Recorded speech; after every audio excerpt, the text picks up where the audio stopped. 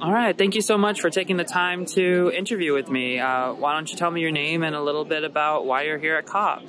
Sure. So my name is Sarah Wetzel. I go to Drexel University. I'm getting my BS and PH, so I'm also getting my master's in public health. And so I'm really interested in the intersection between climate and health.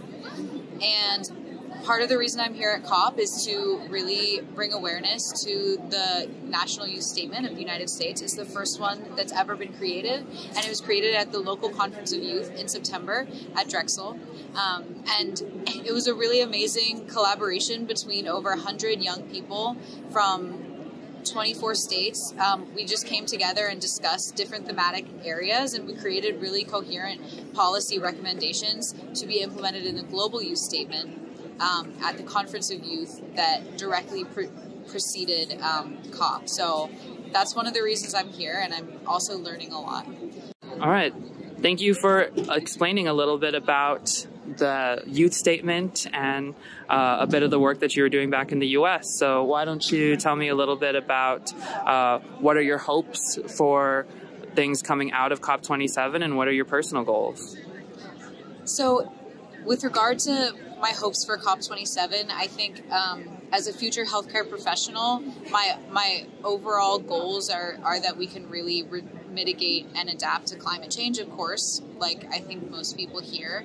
One of my specific goals from this COP is to see some financing for loss and damage, specifically from the rich countries like the United States.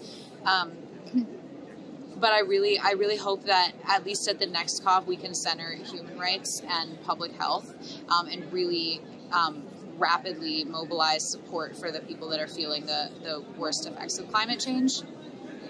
Personally, I think I've already accomplished my personal goals, which are just to meet a lot of new people. I've met a lot of amazing people from all around the world and made new friends. And so that was one of my goals, and I think I've done that for sure because people here are just really amazing. And specifically, I've really been inspired by a lot of the young people that I've met here.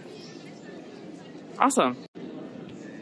All right. It sounds like you've been doing a lot of good work here at COP27. What would you say to young people who are watching this back in the U.S. who want to get involved either with the U.S. Local Conference of Youth or participate in a future COP someday? So first of all, I would say we would love to have you at the next Local Conference of the Youth. This one in September was the first one ever in the United States, and we want to keep going. And the only way we can make them bigger and better is to have more young voices. And so I definitely encourage you to look it up, Local Conference of the Youth. We have a website, and if you're curious about, getting in contact with one of us, don't hesitate. I also would recommend that you join YOUNGO, which is the Youth and Children's Constituency of the UNFCCC, which is a mouthful, but it is just the UN body or constituency on climate change. And so if you'd like to get involved, you can also look up YOUNGO, and then you will receive emails from them. That's also a great way to learn more about what COP is. From there, I would recommend joining a working group where you can do more concrete work, and then hopefully get to come to COP yourself, because it's a great way to learn and get involved and really become an advocate for climate change. Awesome. Thanks so much for taking the time to interview with me, and enjoy the rest of your conference. Thank you.